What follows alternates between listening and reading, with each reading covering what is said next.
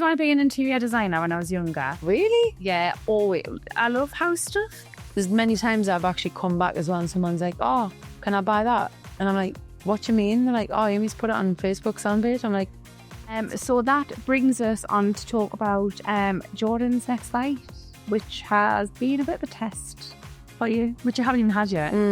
So it was a test before the test. Yeah. Tell me about it.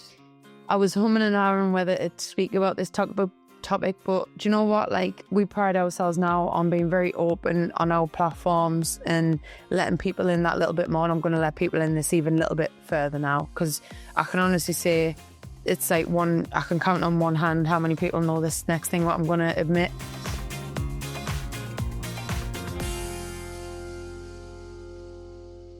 Hello and welcome back to the Scissor Sisters podcast. We are episode 4. We are not. This is episode 4. What a start. Are you actually winding me up? It's been a while. Really? We actually have a jam-packed schedule to take you through this evening. We do have a lot, but I'm actually disappointed that you didn't say we are the lesbians. We are your favourite lesbians. There we go. And if we're not, why are you watching me? Right. But yeah, we do have a lot to get through. It feels like we haven't done one of these in forever, but it's actually only been a couple of weeks, but we've just been so busy, haven't we? Yes. So yeah, kick us off, ABP. Firstly, I want to talk about the weather. Cool. I want to talk about why we are in the middle of Spain without the S at the minute, because it is hot. We've done this podcast and the last one, both on heatwave evenings. It's very hot and spicy. Catching rays like nothing's a matter. But with gale force winds that have took the trampoline up and nearly put it next to us garden. So yes, I just wanted to shout out the weather. I mean, it's lush, like, don't get us wrong. Like, nice that we've got a bit of sunshine, but when you haven't got the privileges of the aircon abroad and a nice I got in the pool to jump into. I got in the pool, I got in the car and I thought I was going to die. Yeah, like there was aircon. I'm touched. Well, because our seats have got half leather, half material. Yeah. I touched a bit of leather and like I actually nearly scalded myself. It was that hot. And the chrome rim give me a burn. Yeah. Anyway, yeah, it's I suppose it's nice. We're kind of complaining. Yes, UK has complained at anything. So do you want to kick us off on our first official topic? Yeah, so we're gonna touch base a little bit on fears, and I want to ask you first, what is your fear and why? I'm obviously like a really strong bitch, so I've only probably got like one. I've got some deep fears, but like a very current, relatable one, I would say, is a fear of flying. Yeah. Although I don't let it hold us back, but I am like, what am I like on the plane? To be honest, last time I went away to Turkey, I don't think you were too bad. Like, coming back, I could see you kicking off a little bit. But yeah, it's like the anxiety you have before getting on the plane, whilst you're on the plane, landing, taking off. Like, that's my like zone area. As soon as we get on the plane, it's like my bum touches the seat now. I look to Jordan as we're taking off just for like a bit of reassurance to be like, I love you. Like, just if anything was to happen, and she's asleep. Whereas you've like palms sweaty, vomit on her sweater already. I literally pause the whatever I'm watching when there's turbulence just to stare at the back of the headrest in front of us. Yeah. And then I look at the air hostesses' faces to see how they're communicating. I look to see if there's any panic. Then I normally spot another nervous flyer and it just sends us. We did have a little bit of turbulence coming back as well, so they did actually put the seatbelt sign on. And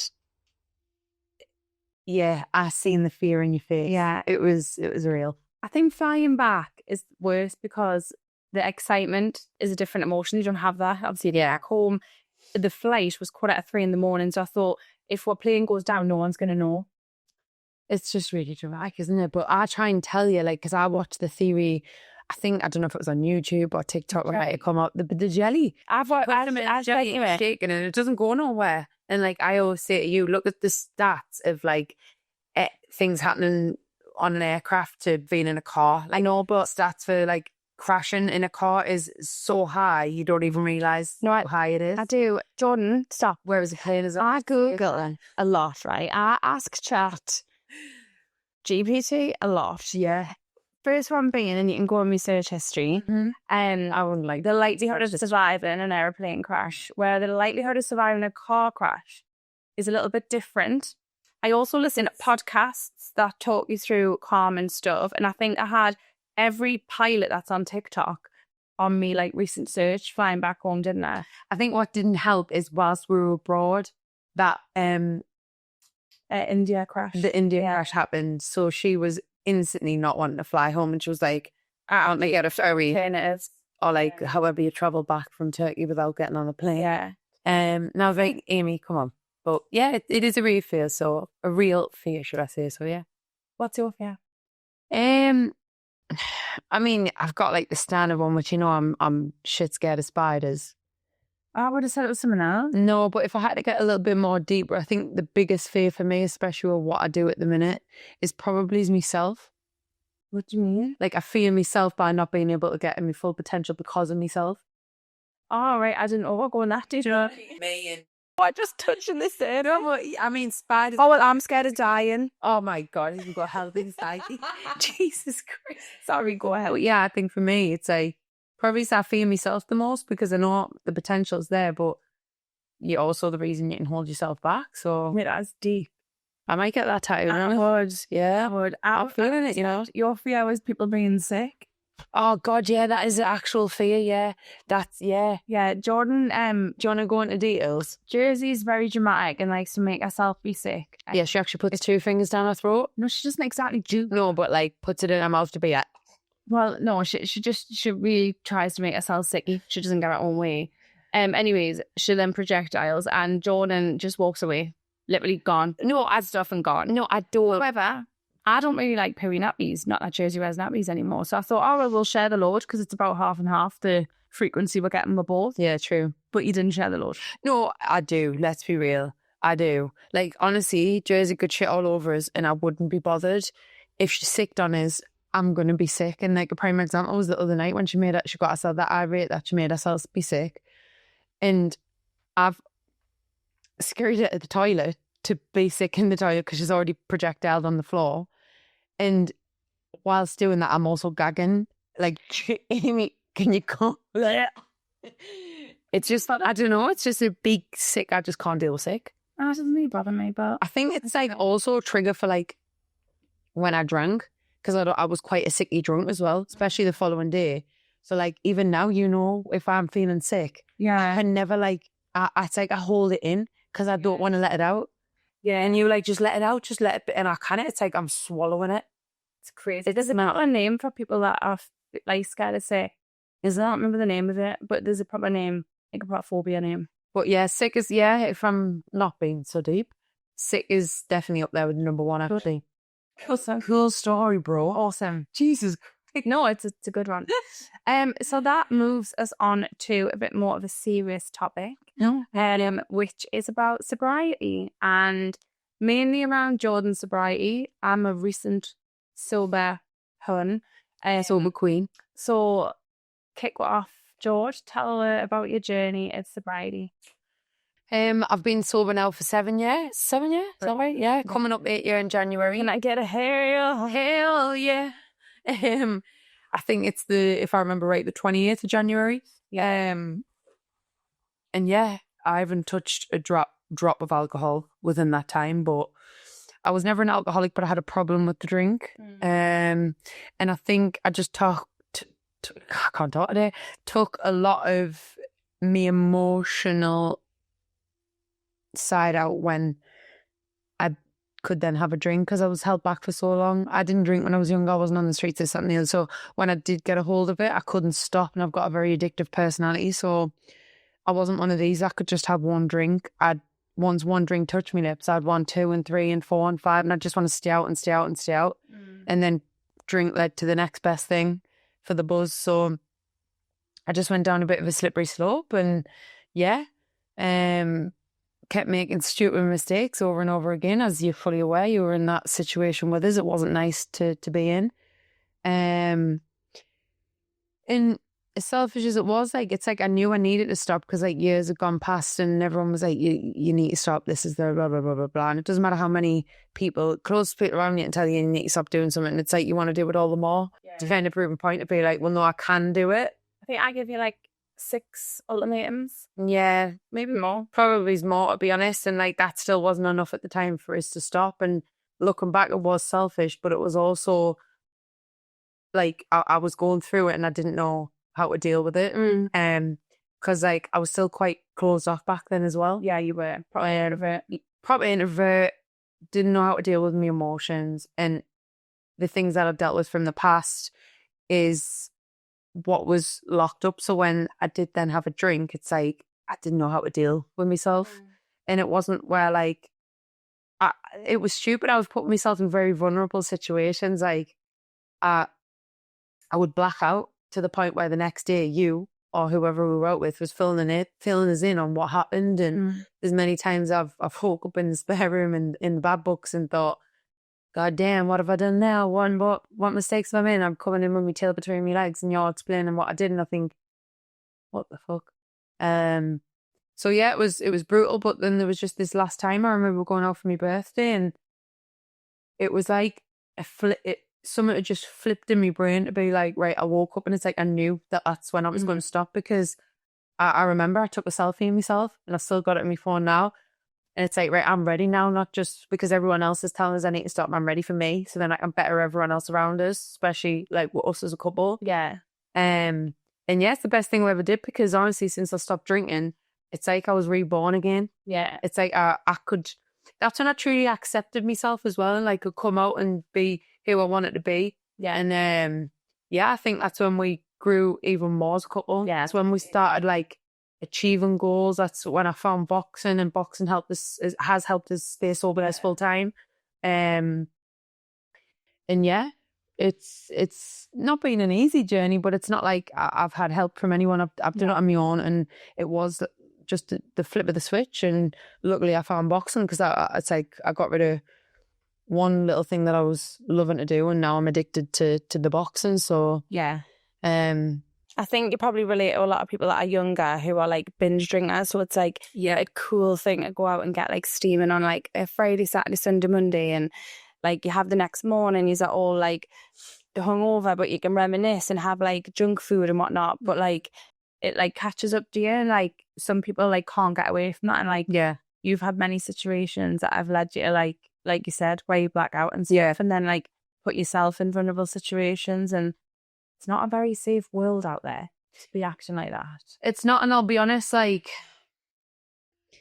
I was humming and ahhing whether to speak about this topic, but do you know what? Like we pride ourselves now on being very open on our platforms and letting people in that little bit more. And I'm going to let people in this even a little bit further now, because I can honestly say it's like I can count on one hand how many people know this next thing what I'm going to admit. But even after this serious situation, that still wasn't enough for us to stop drinking. It should have been, but that's how severe I was into it. And basically, take it back to our honeymoon. Obviously, there was a situation where we went to a pool party. Jordan shagged 5 lasses. No, I didn't. That is not Amy. I've got to keep it. Do you think you'd still be sat here if that was the case? At light. No. Do that, but I've got to keep it. I didn't do that. Anyway, it was very early in the morning. It was before 12 o'clock. We hadn't had anything to eat. We went to the, what was the hotel called? Duke Dumont pool party at the Wind. Is it the Wind? Wind? The Wind? Something like that. Posh Hotel. Yeah, one of them. Anyway, the measures there are ridiculous. So like you're talking that's a double here. Then the ratio, like quadruple. The ratio to alcohol to like, in like the size of a Stanley cup, wasn't it? And it was gin. Yeah. So it was like 50-50. And we were just necking and back shots. Obviously, it's our honeymoon, so everyone's buying us shots and this, and we're getting dead leery with everyone. Anyway, obviously took it a step too far, as I do. And I was very drunk and disorderly. And everyone had already warned us before I went to Vegas. The police are very strict out there. Obviously didn't take no notice this day. I did something embarrassing as well. We got back to the Aria Hotel, very posh hotel, pissed in the fountain outside. Obviously, it's CCTV all over the place. You didn't piss in the fountain that time. Pissed outside. No, there was a bit. The Aria's got like a big lion statue outside. If you've ever had a picture took to it, you've had a picture next to Jordan's piss. And she just had a bikini on. The valets were getting all these posh cars driving them, and she's pulled her bikini to one side and started urinating on the statue. Yeah, it was disgusting. At this point, I think I was laughing and encouraging her because I was drunk as well. But from then on to the room, they've obviously followed you because, as you know, in casinos, they have cameras everywhere. Do you mind if I tell this next bit? No, actually, they've then do all the talking anyway. Followed me up to the room.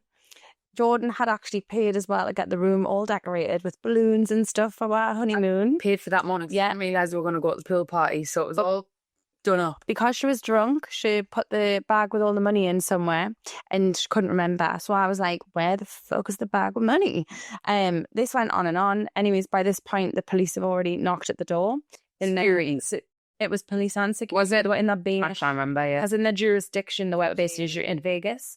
So they were like, ma'am, I'm going to have to take you with us. The split were up so it could get like a version of the story of Pissgate. Took her downstairs underneath the casino where they take people that like do counting, like illegal stuff. And at this point, there was loads of like American people getting arrested and like just coincidentally dying in prison. So I was panicked, like to the high heavens. Hangover started kicking in, and they came in to tell us. Because at this point, I could hear Jordan kicking. Oh, I was kicking off. I was going the other way, like starting on, like probably would have went and nut one of them. Yeah. Whereas I think had I been calmer, probably would have just been a little. Yeah, it's not one of those. Yeah, was then. But instead, they come in and went, Larry T. So we're taking Jordan into the cell. It's Labor Day weekend, and she won't be out for 4 days. And I was like, joking? Are you kidding this? But in my moment, I got home 2 days. Yeah, after this said day. Can I also say that we are talking about it a bit more in jest now, but this has been a traumatic thing that probably for like 3 years, 4 years even. We couldn't really talk about it. It like give her like PTSD. Anyways, long story short, they took her down to the actual jail. How was that experience for you? Brutal, because I remember I started sobering up a little bit at this point. Obviously, the police, I remember the police laughing in the car when I was in the back of the car, and that was pissing us off because obviously when I'm angry, when I'm drunk, there's kind of no turning back. Yeah. But at this point, I thought, yeah, I've really fucked it because I'm in shackles, hands to my feet. The treater's like a murderer. Yeah. Anyway, I'm waiting to get put in the cell. I get put in a holding cell with about another 8 females, all Americans, proper rude girls. If you've ever seen, what did we watch on Netflix? The prison documentary with the girls. You said that was what it was like. I can't remember. But like bad girls. Yeah, it was brutal. And I thought, I was just looking around because at this point I wasn't even sat on the bench. I was sat on the floor. And I thought, yeah, they're all eyeing me up like a bit of prey. I'm going to be dead. And that's when I started getting sweaty palms. And I thought, shit, what have I done? Yeah. Meanwhile, they tell me that I have to pay £2,000 bail to get her out. Sorry, can I just correct you? It was $3,000. Was it $3,000? $3,000. $3,000. $3,000. The wrong is to me hotel room. You know how in Vegas you have your phone next to the toilet? So I was spewing because I'm a sicky drunk. So I'm spewing, answering the phone, hysterically crying. And at this point, they tell us it's $3,000. I didn't have $3,000 in my bank, so Jordan's dad did. So I wake him up in the middle of the night, hey, Daddy, to say that Jordan's been arrested. I then had to pay for taxis back and forth to the holding cell to give the money. They then had to get it signed by the bigger policeman, so I had to then go back, and it was just like a very traumatic time. It was traumatic. The threat is like a piece of shit, obviously. Yeah, you acted like one. Yeah, I acted like one, so maybe I deserved the treatment. They wouldn't give us a phone call. Obviously, you meant to get a phone call. I didn't have a clue on anyone's number because I was still out of it a bit myself, so I couldn't even make a phone call. And then when they put us in the cell, like hours and hours were passing, and I thought, I'm not getting out because it was Labor Day weekend. They already said if I wasn't out by 12 o'clock that morning, because this was about, at this point, this was early hours in the morning that I got locked up. Yeah. If I wasn't out 12 o'clock that day, 12 p.m., that I wouldn't make it out for the weekend, and it would be like the Monday. So I was like, shit, we're going to miss our flight. I don't even know, because I hadn't even had contact with you. I didn't know if you were going to be there. I didn't know if you were just going to go and think, shit, like, you've really fucked this up. No, leave you in a country like that. So, yeah, it was traumatic. Me hangover started to kick in. Obviously, I'd been in the cell at this point for like 14 hours or something. I started stinking of sweat. I'd come on my period. It was really traumatic. They wouldn't give us any tampons or nothing. So, like, I was like, and I thought, I've got 8 Americans down my throat asking us what my name is, how old I am, where I live, why am I in this country? We did get you out, and it was situated where like old Vegas is. So was it Freemason Street? Yes. So like I'm sat in this pub where you could, I think, have like drink from whatever time in the morning. And then you come round the corner, didn't you? Before that point though, because obviously when the guard or whatever they're called comes to the cell to let someone out, he came, but I was like, please say my name, please say my name, and he didn't. So I thought, Paul, the time's ticking on here, I'm not getting out anyway. Next time they come, Jordan Baker, I was like, yes, it's me. Take us back to my wife.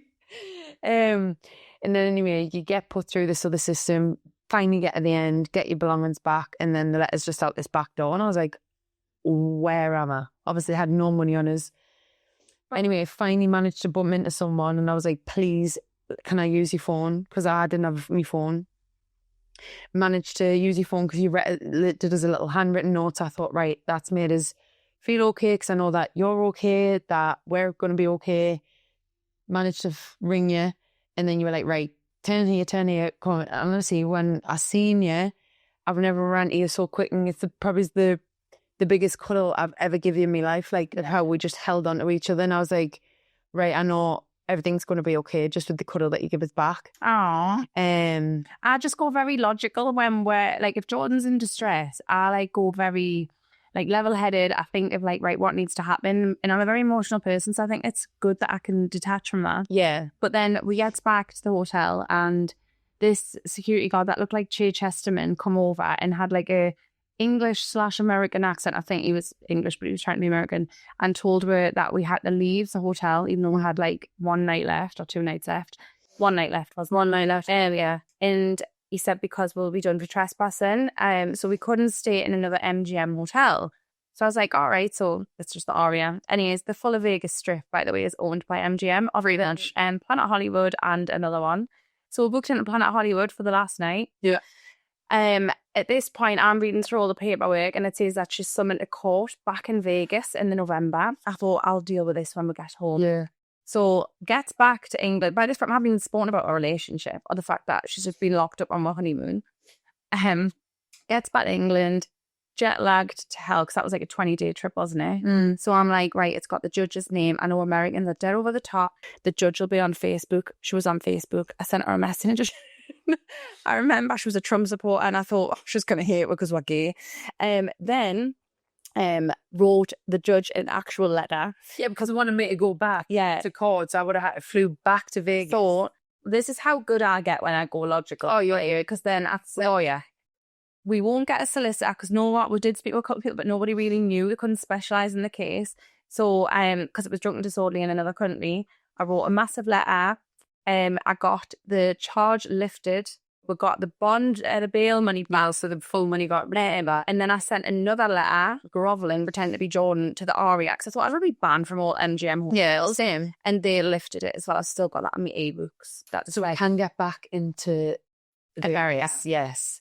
So to cut a long story short, it was a very, very brutal experience. Still one that like hits a nerve now, but this is the first time I've publicly spoke about it. And I think I'm proud of you. And thank you. I appreciate that because I just think I'm at a point in my life now where I've accepted me past. I was who I was back then, but I was in a bad place and I just didn't know how to deal with it mentally. And it's shit that I put you through that as well. And like, I'm so sorry for that. And I know I've said that many times, but we have moved past it. Yeah, of course. I'm not an arsehole in the drink, so I carried on drinking for a short while after, but not where I would like go, right, Jordan, we're going out. But if we were going out, I would drink. And I only drink to get drunk. Like, I don't like the taste of drinks. I thought after I had Jersey, because I had such bad morning sickness, I used to think, God, I get such bad hangovers. And I remember saying to you when I've had the baby, like, I don't think I'll drink again. I had like one big blowout on the bank holiday Monday. Yeah. And I thought, nah, I'm not doing it anymore. I had a mulled wine at Christmas. Yeah, and that was it. That's it. I just not a fan. For that serious situation that I put us both in there, like, that's what I mean when I say that still wasn't enough for us to stop drinking, and that just proves the point of where I was, that like that should have been enough for anybody to stop. Like that situation there should have been done, dusted, never drink again. But then it got over a point where I was like, oh, well, I'll test the water again and like I'll prove to her that I can drink. But like, and I remember we went out for, it was my work night out on Christmas and we stayed in the Jury's Inn. Yeah. And I was like, see, I can do it. Like, I've had a few drinks, but like between every drink I was having a water. So I was like, see, I can do it. Like, I can drink and I can behave. And then like, again, one thing just led to the other. And then I think it was the following year in the January when I stopped. Yeah. Because it was just like, I've put myself in many situations like that one I've just discussed, but it was just that flip where I was like, no, now I'm ready to do this for me so I can better us. Yeah.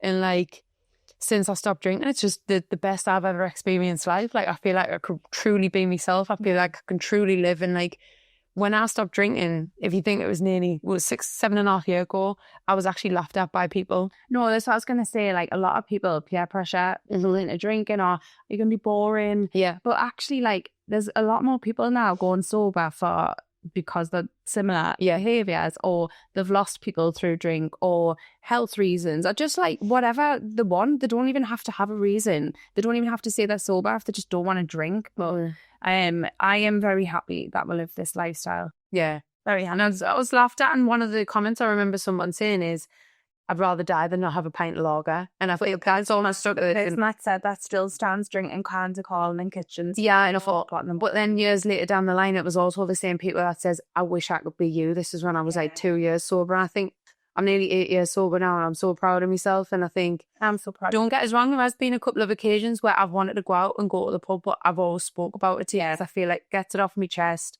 And I feel like if I was to hide that, I feel like I'm cheating on you a little bit, because it is such a big topic, and it's like a serious topic. It's not just like just a normal person going and having a pint. Like, it's like I would totally break my sobriety. And it's a huge thing. And I think like I wouldn't then stop if I did have a drink.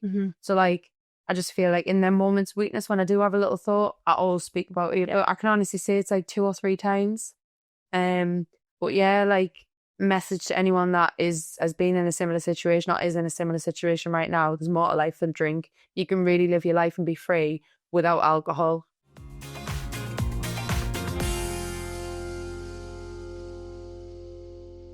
We're now going to move on to something which we're quite passionate about. Do you root for your friends? Are you a silent watcher, a supporter, a sharer, or a hater? What are you, Jordan? I'm a supporter, obviously, all the time. Supporting the people. Do you share your friends' stuff on social media? Absolutely. When I see it, I'm there. How much does it cost you to do that? 0 pence. Yes, that's correct. We are very big advocates of sharing your friends' success. We spoke about it on the first podcast, but this is more about, you probably have loads of people on your social media. I think Facebook's more personal, isn't it? And I can count on like below 10 of who shares stuff. And I don't beg for shares. I don't need that. But I think, do people purposely not share stuff? Oh, 100%. I can guarantee there's people that actually see our post and just scroll past without even liking it. And these are the people that are like, yeah, that are in your group. So how many people would share your box and stuff before you were on TikTok or anything like that? Not many. Very few. There's some like the diehards that are still there now. Yeah. But yeah, very few, especially people that were in your circle. Yeah. So yeah. Or like even just messages are really nice. I've had a few people I went to school with messages saying that they've enjoyed the podcast. But then I'll see some people that I'll bump into that they've never liked, they've never done nothing. And they'll say, oh, I've seen you've been doing a podcast. Well, why haven't you liked the post? Why haven't you shared it? Why are you being a little secret hater? But I just think it's an important topic, because social media fully dominates a lot of businesses for interaction, engagement. And that's how, like, you've obviously built up your business, your brand yourself, haven't you, from like scratch? Yeah, definitely. Yeah. Like, you don't need to, like, obviously the days of paying for advertisement through leaflets and stuff like that are done. Like, one share could get you 10 customers potentially. So very true. Yeah. So if you believe in something, or just you're happy to see people doing well, share it. If you don't, just take off social media.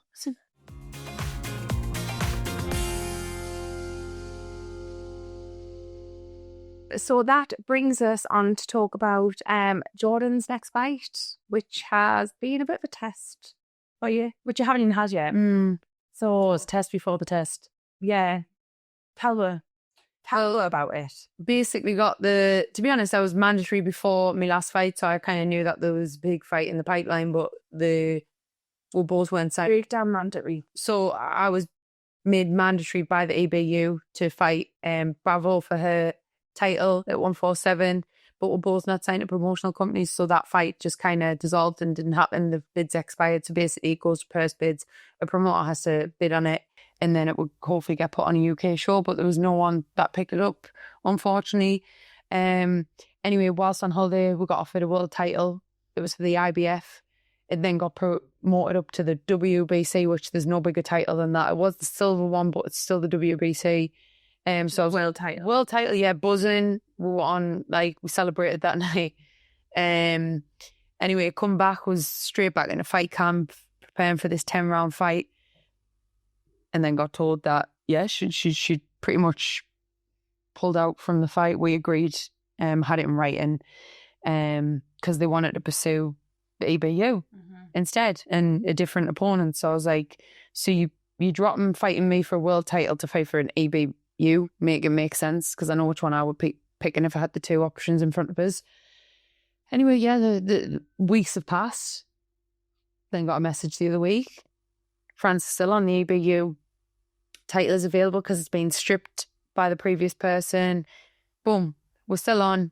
France is going to pay for it if you want to go on the 26th of July. Luckily, I've been training for a 10-round fight anyway.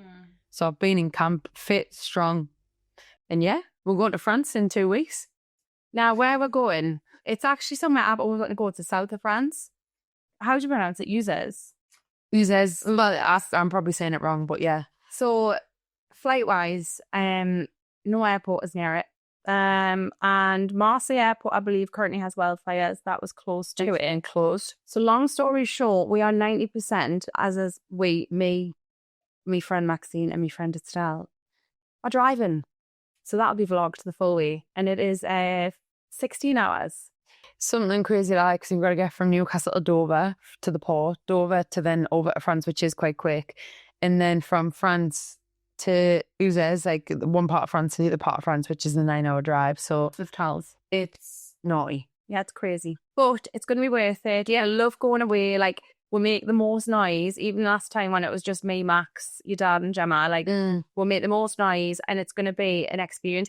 The arena that she's fighting in is like something of Gladiator. It's like an outdoor stone one. Yeah. And Katie should be coming, but she'll be getting a flight. And your sister. Oh, yes. So it's going to come as well. My mum has just travelled to France today. Luckily, she was actually coming back, due back the day before my fight, but now she's going to stay there. So she's travelled down. They're in a camper van as well. And yeah, they're on the ferry. Well, they should be off the ferry, to be fair. But that was massive coincidence. They hadn't even booked that for your fight. So they're going on holiday. They didn't book their return travel back. They were just like kind of going to wing it. And now that she knows I'm fighting, they're going to stay for me fight. So I'm buzzing about that as well. So yeah, there's going to be a good little spot there as well. We'll make some noise in the outdoor bull arena. Yeah. I'll be the bull. But yeah, true. But yeah, looking forward to a good performance. And this is my opportunity to win a title. Sometimes you don't get a second chance. Yeah. I've got a second chance. So this is what you've been, actually, I think on my first podcast, it was what would you want? Yeah. And it was to win a title. So episode 4. Then that's here we are. Fucking go, baby. Cool.